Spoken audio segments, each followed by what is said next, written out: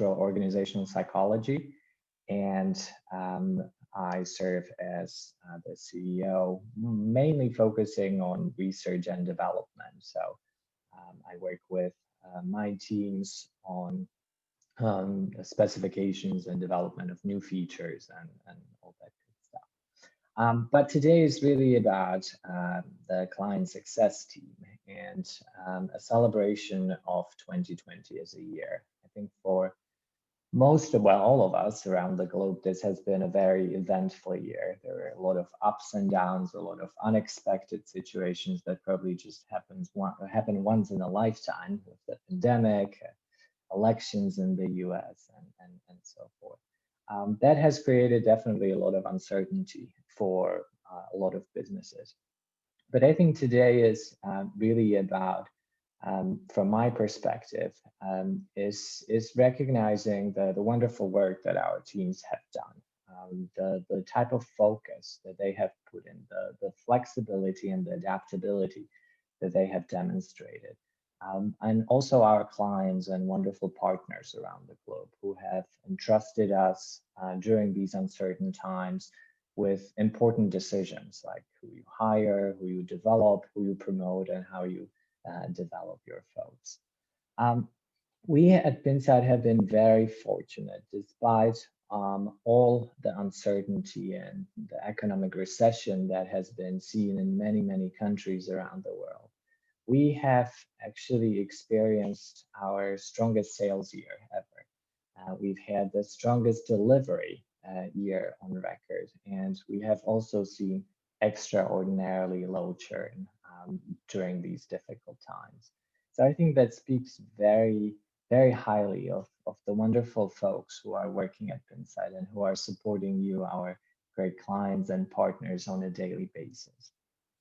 They have really worked day and night to make sure that we are living our values and our mission and are helping to make the world just a little better place by finding the right talent that are placed in leadership positions where people have the highest possible positive impact on the organizations, the employees, and then, of course, the economy at large.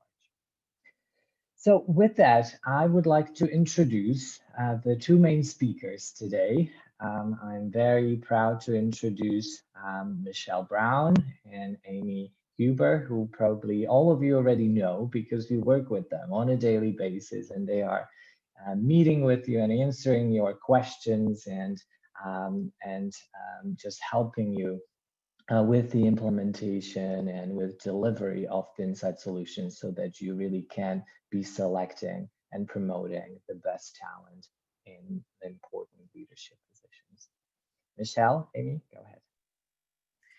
I'll kick us off. Thank you, Martin. As Martin mentioned, I've been fortunate to work with many of you during my time at Pinsight thus far, but for those of you I've not had the pleasure of meeting yet, my name is Amy Huber, and I've been with Pinsight as our talent consultant since August. My background is also in industrial organizational psychology, and as a member of our client success team, I work directly with our clients and some of our partners throughout configuration, implementation, and supporting the ongoing usage of Pinsight to help support their talent strategies. I'm looking forward to taking some time today to reflecting on the year behind us and sharing a glimpse of what's ahead. So with that said, I'll turn it over to Michelle to introduce herself and get us started. Thank you, Amy. It's such a real pleasure to spend an hour with our friends and what sometimes feels like family. As I looked at the registrations and participant list, I know that I have had the great pleasure of spending a good deal of time with many folks here around the globe, and look forward to spending much more time with you as well. Those of you that know me know that I have a background both in business and psychology, but my main role is to bring your voice to everything that we do in our organization. So this year I had the great pleasure of taking the lead with our marketing and sales teams as well as our client success team, so that we can continue to improve all of our client services, all of our customer journeys, and to make sure that voice is really well represented in our products and all of our new features. And those are the things that we're really going to spotlight today. So before I move on to our agenda, I do want to say that although Amy and I do get to do the speaking today and be a little bit of the voice for what we're doing at Pinsight, we are just really the spokespeople for all of the extraordinary work and effort that goes on behind the scenes across our team. I know many of you on the call would have been saved at the last minute over a weekend by our extraordinary support team led by Tara Vega. If you haven't had the experience of Tara's support, then you are missing out. I also know many of you would have been supported by Liesl in the past, and also perhaps you've had contact with members of our development team who've supported you with translations, uploads, new features. You may have had the good pleasure of talking with Taylor and Andrew in our marketing and sales group. Maybe you've been supported by the excellent skills of Linda Hall, who is our head assessor and who makes sure all of our assessors around the globe are well supported and doing an extraordinary job. And that is just a small tip of the iceberg in terms of the number of hands, efforts, brains, and hearts that go into the work that we're going to talk about today. So just wanted to make a quick note, if they are listening, that there is, Amy and I get to have the fun part of speaking about this, but incredible team behind all of the things we chat about today. So what we'll touch on in today's session is really just a look back on what's happened over the last 12 months. So we've had a lot of updates, changes, new features coming out. As much as we try to communicate them, you could have missed some. So we do just want to spotlight some of the key things that you might have missed in the flurry of the year. You would be forgiven if maybe there was one or two that didn't catch your eye. We're also going to talk about Pinsight in practice. So some of the things that we've been doing from a real world perspective. You know, what is Pinsight doing in terms of its impact on leaders, on organizations, and hopefully the world. So we'll speak a little bit about some of our mission and values and the work we've been doing in the background to make sure we are living those values in a very practical way. Many of you are probably also very keen to know what is coming. So we'll talk a bit about some of the key features, updates, research projects that are on the docket for next year. Now, this is always a movable feast. There's always new things that come up, things that come around the corner that we don't anticipate. And so we always do our best to try to fit new things in. I can assure you that the development team led by Wakaz is always doing some extraordinary work and working at a furious pace. But we do have some really exciting things to announce for 2021. And then we'll just do a wrap up. We want to make sure there's plenty of time for Q&A, and there is a Q&A box up in the top of your screen here. So if you want to jump in with key questions that we want to make sure we touch on towards the end, we will.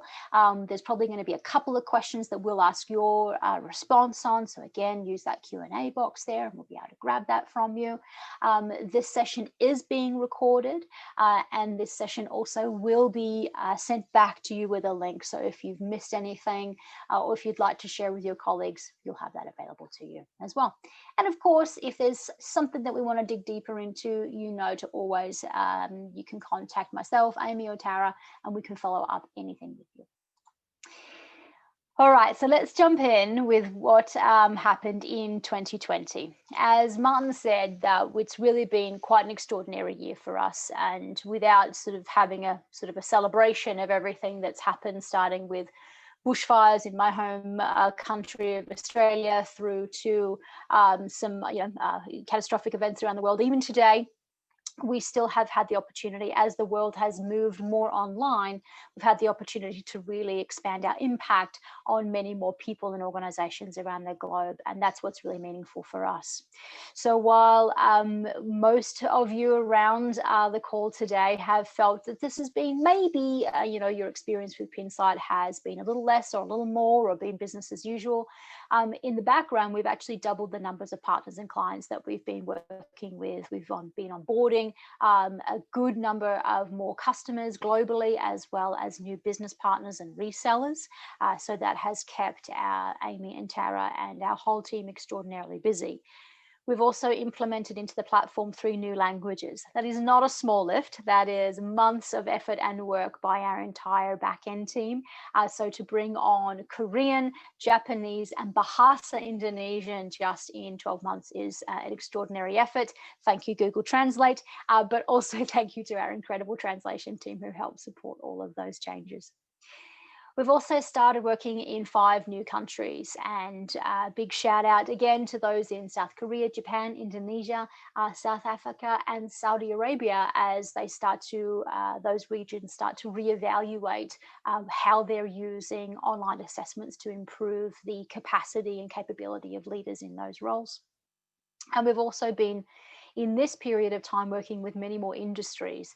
So we have spent more time in industries such as healthcare and pharma, federal government, and also private equity firms, as all of those companies are, as you can imagine, really feeling a lot of need for excellent leadership at the helm.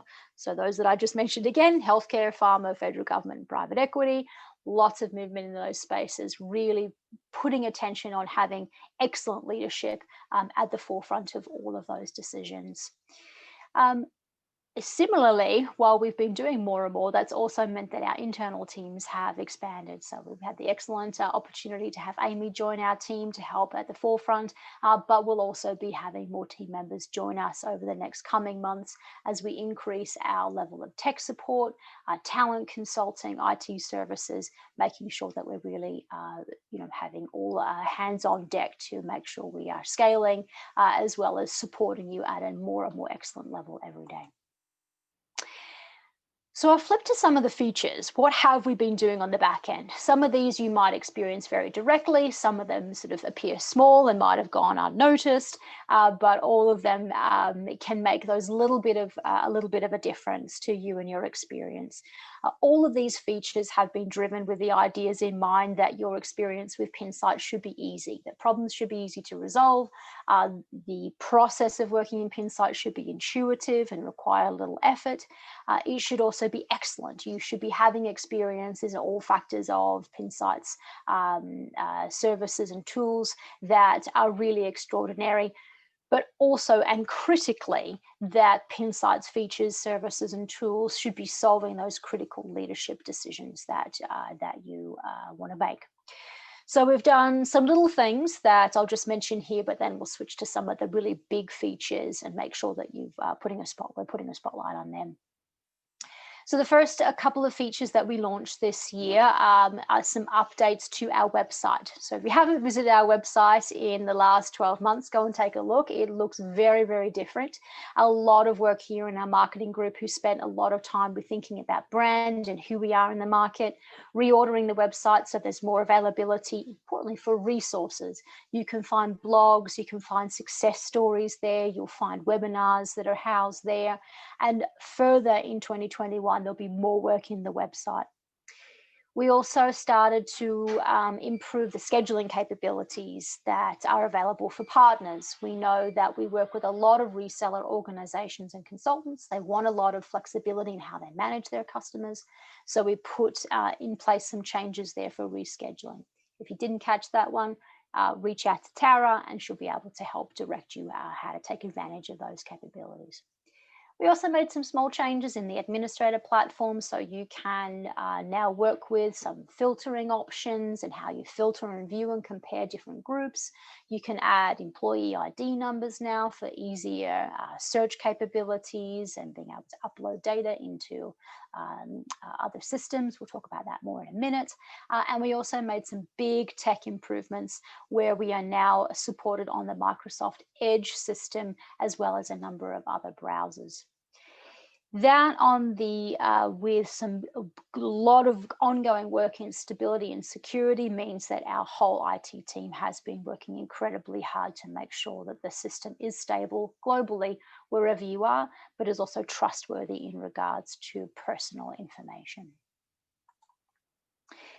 Some of the things I just wanted to make sure everyone is aware of is what is in our catalog for assessments. We did make a new assessment release in 2019. We had a couple of customers working that in the beta times, but with a large increase in use in this year. I'm referring here to the Every Leader assessment. So if you're not aware of this one, this is a tool that's measuring 8 general leadership competencies and is very good for high volume use, very good for evaluating high potentials, and also kicking off some development planning. That's a 1-hour assessment that's, again, very good for just identifying general leadership competencies. It's not customizable as the other assessments are. Obviously, our flagship assessments are those business leader readiness assessments at the manager, mid, and senior levels. But for those that aren't aware, we also have specialist assessments for sales leaders and also sales professionals, where there's some more targeted evaluation for those more unique roles and unique competencies. We don't have any intention at this time, that could change, to bring in any more levels or different variations of assessments. But this year, we're being very aware of the need for many folks to bring their in-person assessment centers into an online environment. And so rather than building many more different types of assessments, we made a large and dramatic change in a new feature of the platform. This is most useful for partners that are joining us on the call here, those groups that have their own assessors, those groups that have their own custom content, those groups that are serving a wide variety of customers yourself. You have the ability now with the Sim Manager feature to construct your own assessments. Now, what that means is that you have the ability to construct your own unique simulations and leverage the Sim Manager to host your virtual assessment center content. It also means that you can take advantage of all of the administration efficiencies that are naturally built into the Pinsight platform, where participants can schedule themselves, you can organize your assessor availability and reduce those manual efforts. So it makes it much more efficient. And partners are also using this tool for those that want to scale, where they now are not limited by brick and mortar locations and the hampered by travel restrictions, but now partners with an assessment center practice can use this feature to bring their content online, but serve their customers in a variety of regions and time zones, all from the luxurious surrounds of your home office. So if there are any partners on the call today that are curious in finding out more about the Sim Manager feature, just let us know. All right, I'm going to turn back to Amy here to keep moving on some of the other improvements and feature changes that we've made to improve that user experience and customer experience for an effective and excellent and easy time. Thanks, Michelle. Absolutely. In 2019, data from our client satisfaction survey highlighted an area of opportunity for us, which was the Pinsight app. So over the last year, we've focused on making a number of improvements, as Michelle mentioned, to enhance that user experience, the general usability of the app, making it easier to log daily leadership exercises and build that consistent practice. One of the most notable changes is that the Pinsight app is now available as a native application on both iOS and Android devices, allowing users to log their leadership development practice at any time, from any place, and from the convenience of their mobile devices. Along with a number of additional in-app features focused on enhancing that user engagement with the app, we are also excited to share that before the end of the year, we will be releasing mobile notifications for those app users. These are daily reminders to practice and log daily exercises that encourages these users to stay on track with their development and, again, build that consistency in their practice of leadership. In another effort to enhance the user experience, on our next slide here, we have also developed a knowledge base. And the knowledge base allows our clients and our partners to access quick and easy access to answers for frequently asked questions. You can access the knowledge base from the footer of our pinsight.com webpage.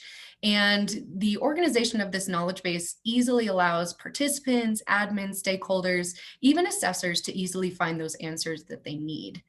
We already have a number of resources in this knowledge base to date, but this is something we will continue to update throughout 2021 as we expand that library to address other common questions, as well as support the release of new features and functionality. In conjunction with our chat support, this knowledge base ensures that you and your teams can access the answers you need day and night from anywhere in the world. And speaking of accessing information at any time, we have also made some improvements focused on deriving additional insights from the platform. Specifically, we've expanded the types of data that admins can easily extract from Pinsight at any time. From demographic data to improvement scores for each competency, and even down to fine details about micro behavior scores for each exercise. The ability to easily download this rich data from the platform enables you to conduct adverse impact studies, deeper group comparisons, to closely monitor individual and group improvement scores, even maybe visualize Pinsight scores in a way that is uniquely valuable to your organizations. Michelle made reference earlier to the addition of a field to collect a candidate or employee ID number, which will allow you to easily match data between the Pinsight systems and other HR information systems so that you can examine the relationship between Pinsight scores as well as key metrics in your organization. Also demonstrating our ongoing commitment to gathering data and insights is our newly implemented participant feedback surveys.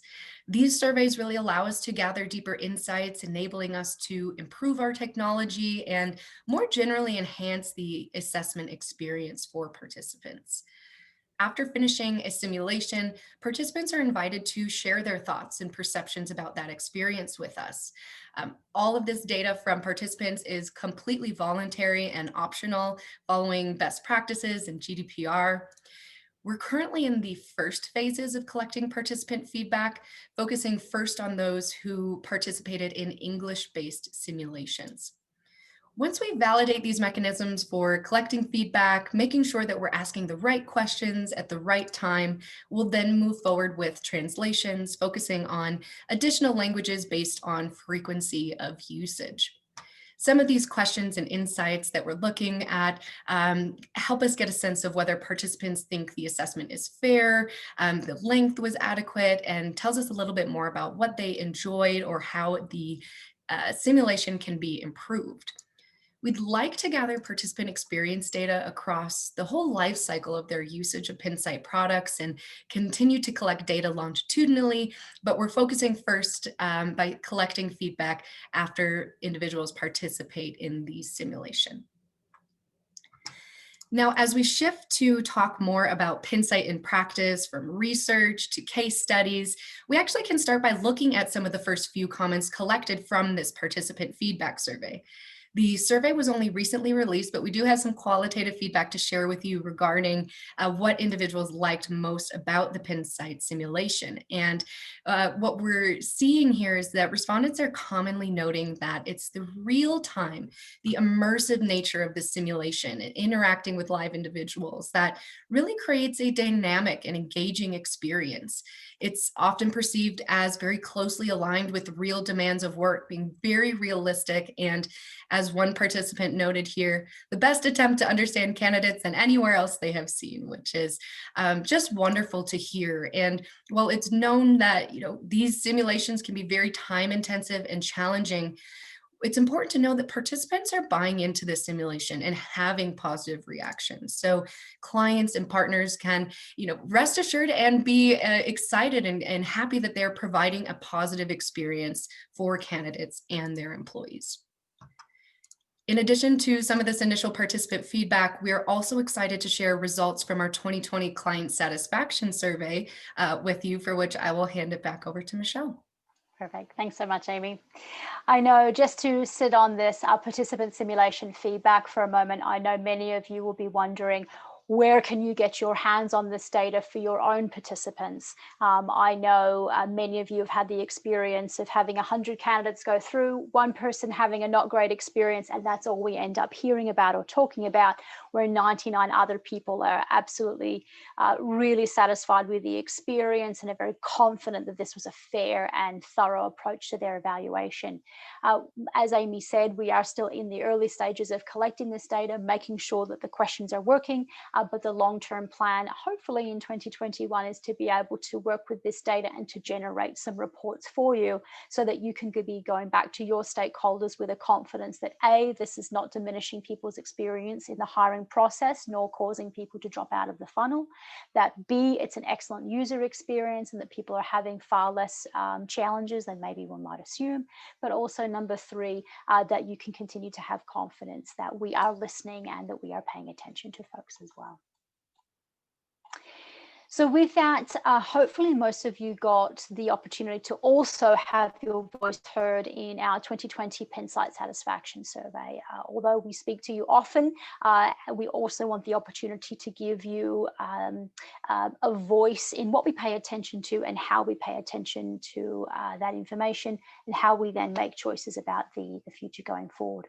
Each year, starting last year, we're gathering information from all of our users around the globe in regards to their experience with us and their support services, onboarding, tech support, the simulations, the analytics, and the app.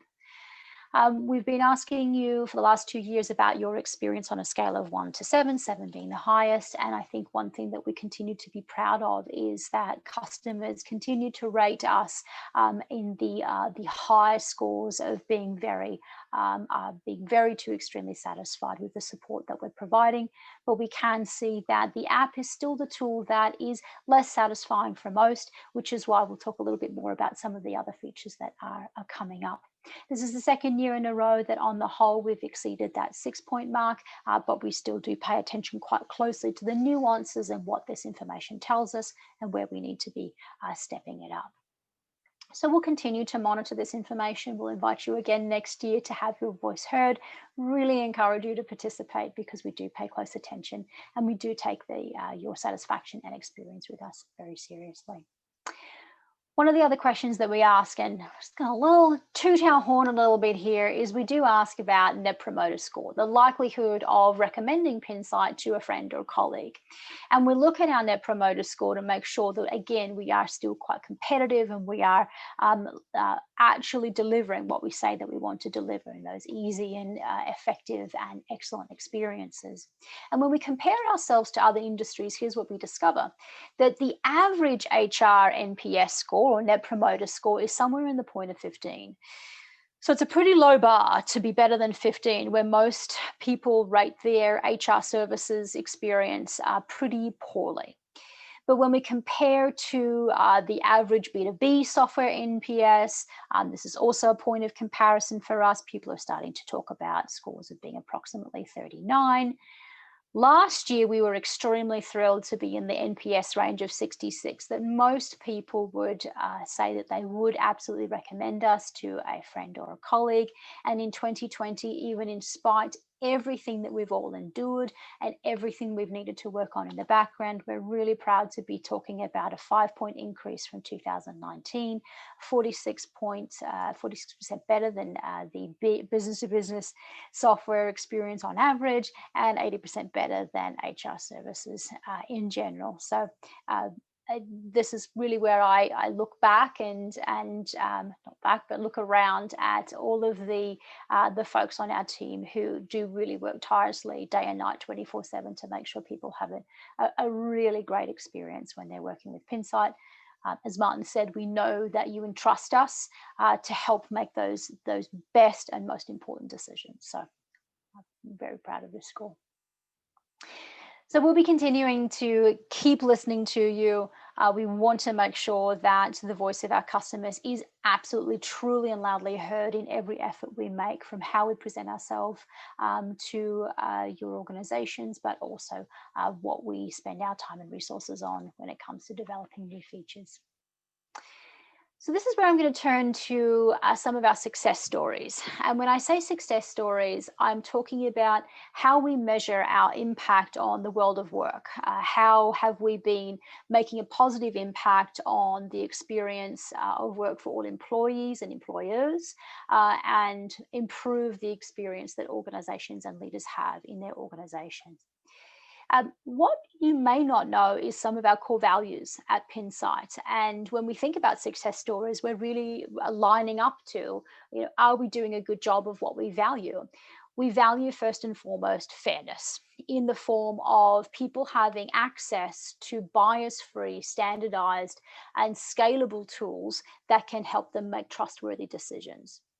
A second value is potential, that with high quality, accurate, fair information, individuals and organizations can unlock remarkable potential in their people, and they can find hidden gems and maximize the ability of every individual and the organization. And lastly, we value scientific evidence, and we value and make sure that the tools and information that we provide are trustworthy, accurate, and instill a sense of confidence in the individuals and organizations that they are making the best decisions with the tools at hand. So I'm going to touch on a couple of success stories where we really think that we've been working hard towards our values and contributing to a better world of work. The first one, in case you missed it, was our work on repairing the broken rung. Now, while we have certainly banged the drum on this piece of work quite a bit, we also released this approximately within 24 hours of the world closing down in March. So if you missed it, you might have been a bit distracted as we were releasing this research. So I wanted to spotlight it here for a minute. What we did last year was we spent a lot of time and effort collecting information about the experience of women and racial minorities in leadership positions and how they get ready for leadership positions. When we watch the demographics of people in leadership positions in general, we see a very disproportionate representation of certain racial groups and genders in those leadership positions, and we want to understand why that is. What researchers talked about is the phenomena of the broken rung, this first step up into leadership that appears to be broken for women and racial minorities. That if women or other groups can't get that first step up into management, that first line level of management, it is much, much more difficult for them to elevate up the corporate ladder. So for us, it was important to use our focus on science, our network of university and research partners, and we want to thank Purdue and George Mason University here for their work with us on this project.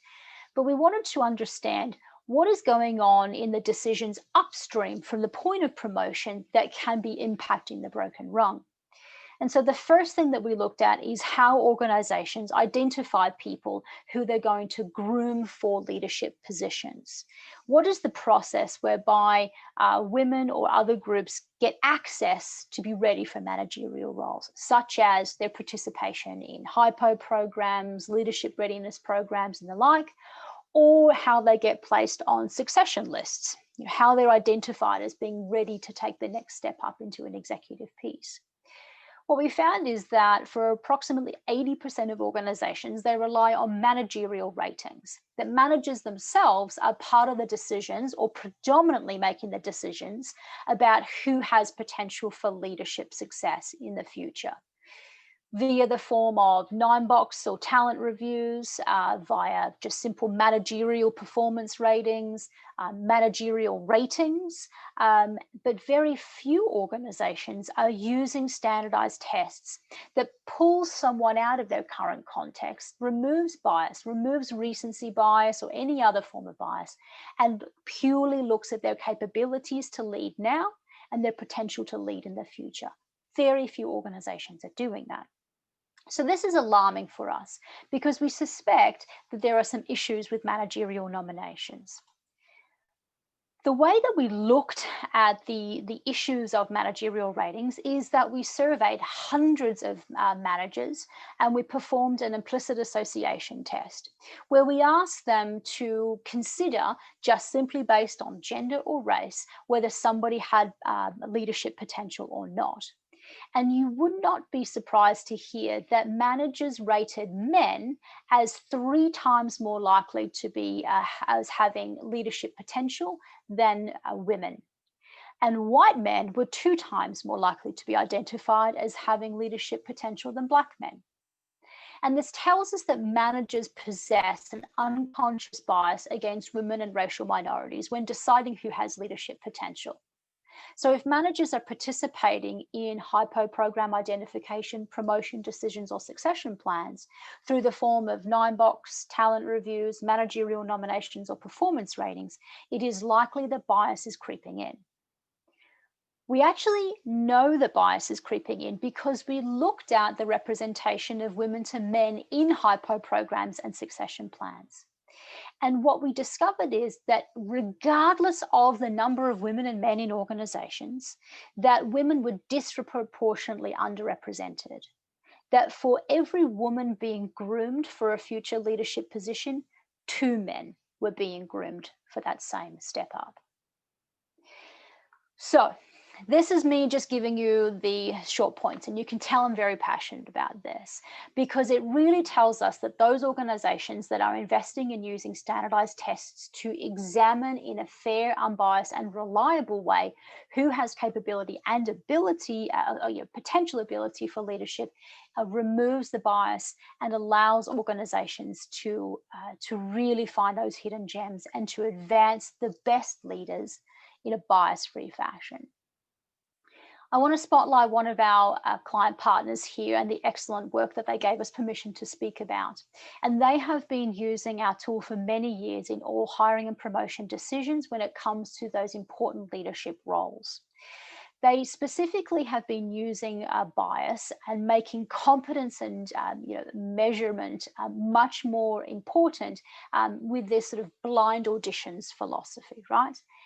When we now analyze the information about the work that they had done in using our tool, we showed that there was a significant fairness to men and women and to all races when they're using Pinsight, that there were no significant differences in Pinsight scores between groups.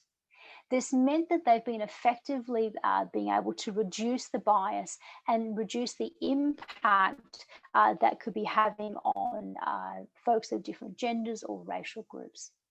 Moreover, when they've put attention on selecting those candidates for those leadership roles based on Pinsight performance, the high-scoring leaders on performance were 6 times more likely to retain talent than low-scoring leaders. So what this tells us is that when we're using tools to be able to inform important decisions, we can have a greater deal of confidence that we're reducing bias, we're increasing diversity, and that we are attracting and we're being able to select higher performing talent in the long run. Okay, if you missed this report, there's an extensive report on our website. There is also some recordings and webinars that speak more about this information, the data collection process and the impact, if anyone is curious to share it. All right, I'll get off my soapbox now and turn back to Amy to talk more about some of our success stories when it comes to the back end of Pinsight's work. Michelle spoke to our core values of fairness and potential, and I'd like now to touch on the third of that core values of Pinsight, which is the ongoing commitment to evidence and research. And, unlike others in the space, Pinsight is one of very few providers who are consistently reanalyzing data and taking validation efforts very seriously. We are committed to providing evidence-based tools and processes, and it's this investment in an ongoing validation of our platform that ensures our clients can have the utmost confidence in our tool, and critically, confidence that assessment scores actually predict leadership effectiveness in the future. So that commitment to evidence is reflected here as we take a few moments to share some preliminary findings from ongoing research looking at the relationship between Pinsight scores and leadership effectiveness. So we analyzed data from about 149 leaders with varying degrees of leadership experience, inclusive of various ages, races, and genders.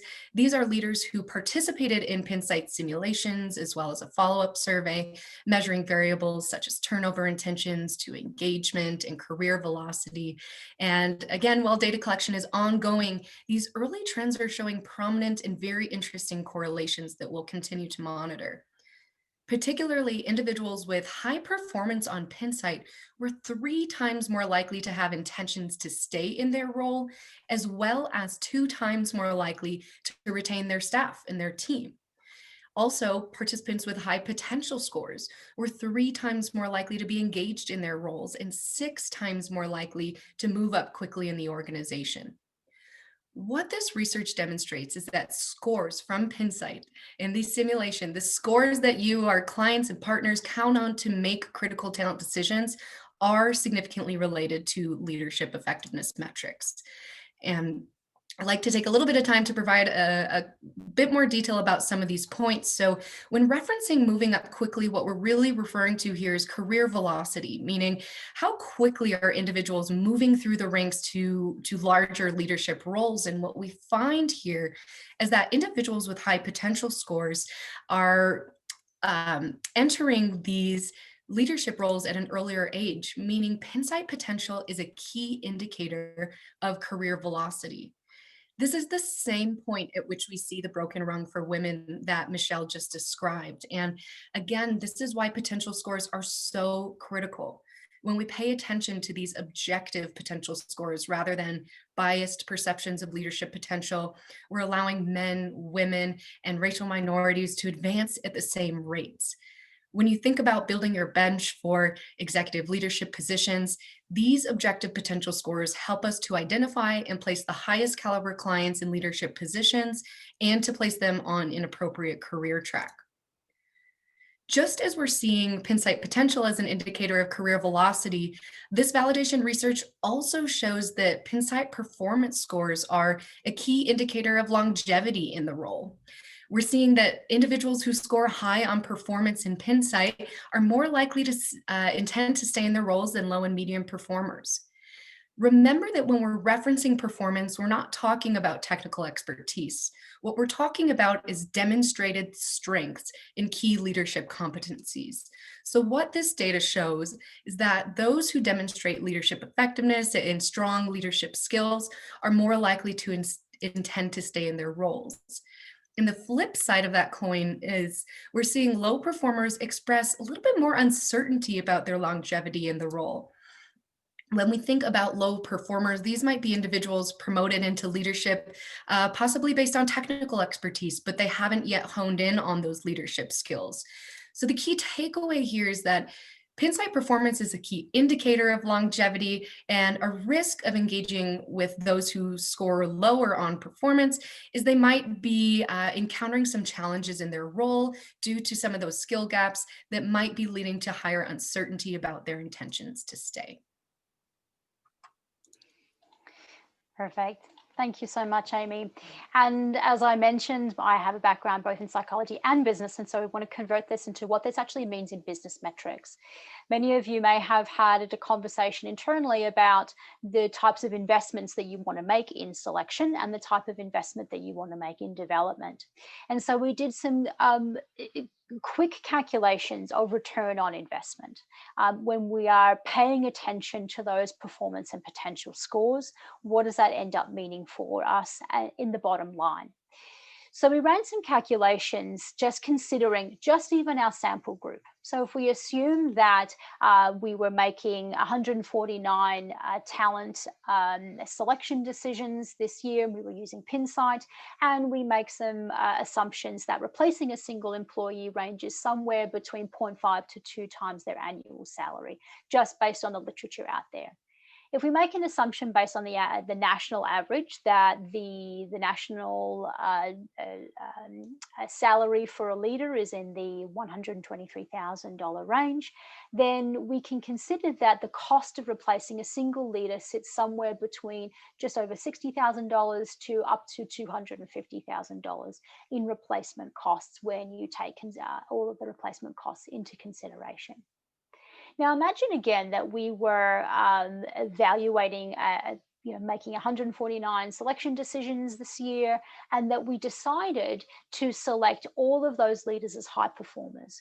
That would mean for us that 13 fewer people would leave. That at the over a period of time, that we would have fewer low performers and medium performers, and that those people would have fewer intentions to leave.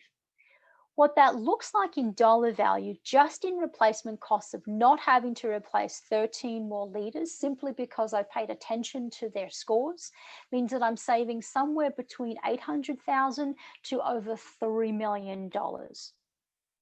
This really starts to paint a very powerful business impact reason for using psychometric tools when making selection decisions, but also for paying close attention to where people are on those performance areas and investing in their development early and often.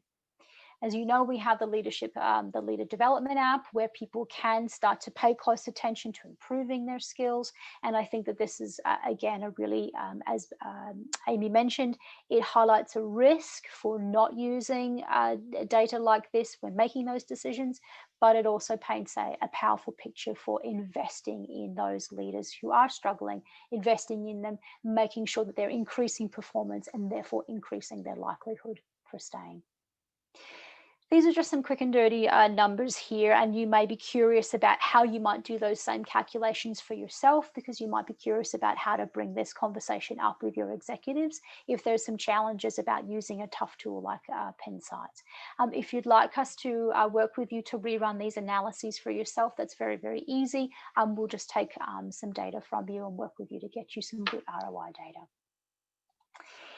All right, let's turn our attention to what's coming in 2021. So you can tell it's been a busy year. I can certainly tell you that between 2020 and 21 for a few days, we're all just going to lie on the floor and take a few beats of breath. It has been a busy year, and we've got another busy year ahead of us. We will be continuing our commitment to focus on those values of having very fair, very evidence-based tools, but also tools that enable you to unlock great potential and find hidden gems of talent inside your business, as well as making sure that we are listening to you loud and clear. One of the first things that's been started this year and will go into next year is our large research study. So the Broken Rung study was no small feat, but we are kicking off another one with our science team. And we're looking here at the business impact of people analytics. What we're particularly curious about is, from the perception or the perspective of HR leaders, which people analytics are most important and most powerful when it comes to driving the outcomes you want, but also what's the business impact of people analytics in your company. So that survey has launched. It is available for your participation. We would love you to jump in if you haven't already, but also share that so that we can really all elevate the conversation about the criticality of looking at talent data to drive business performance. There's a link down there. We would love you to jump in and complete that 15 to 20-minute survey with the opportunity to release those results in 2021. I'm going to turn back to Amy here to talk more about what's on the docket for improved features. Of course. And speaking of the impact of people analytics, it is really our mission to enable you by providing you with powerful analytics to make high-level strategic talent decisions, as well as those critical hire-by-hire decisions. So in 2021, we will be working on expanding the types of analytics that are available to you to offer you more insights in a range of areas, from individual comparisons to broader talent views. This is a very big project that we've been looking forward to, and we're excited to share more with you soon, but know that that will be coming soon in 2021. Along with that, we are always wanting to make sure that participants have a fresh and exciting experience with Pinsight, and also that it's in alignment with Pinsight's brand as a technology provider of modern virtual assessment centers. So some of our materials are getting a little bit of a facelift, and while the content remains the same, we will be modernizing some of our materials, and updates for English versions are underway, and templates will be available for partners in 2021 to allow you an opportunity to update your materials as well. As mentioned a few times today is the Pinsight app, and we consistently receive client feedback that inspires us to make improvements, and that will be a theme continued in 2021. We will continue to iterate on some of the changes we've recently implemented, as well as implement a number of changes and features that are driven to help add value for the end user, to increase app adoption and encourage continued practice by communicating the benefits of that practice. I'd like to add that we've recently created some support resources, including tips for managers to support app users in their practice. So if you've not yet received this resource and you'd like to, just reach out to Michelle or I, and we'd be happy to provide that for you. In the coming year, we are also happy to provide you with an opportunity to participate in a community of practice. We continue to learn so much from the incredible experience and wisdom of all of our partners and clients, and we'd love to offer you a forum to be able to share that experience with others and learn from others as well. So in 2021, we will be launching a Pinsight practitioner webinar series where we'll have an opportunity to hear from guest speakers, learn how some have addressed some commonly encountered scenarios, and as I mentioned, offer that forum to share those experiences. We're looking forward to kicking this off in the spring and would love if you could take a moment to use the chat window below to submit some topics you'd like to see covered that we can keep in mind as we begin to continue planning that webinar series. Those are just some of the exciting things that 2021 has to offer. But as Michelle mentioned, our product development teams are always working on something exciting. So we're happy to get these big projects underway. And given that we've got just a few minutes here, I'll hand it back over to Michelle and Martin to start wrapping things up and allow time for questions. Thanks, Amy. As Amy has mentioned, that there are still a lot of other small back-end improvements and features that will go on aside from those big rocks. We'll be continuing to announce those changes as they come up. So even though we've just talked about a couple of them here, the easiest way to stay up to date and informed about sort of new small features, improvements, and big releases is that we usually send about every month a platform update from me with a message to all of our customers and partners, letting you know what to look for. Those emails are usually, like I said, around about the first week of the month.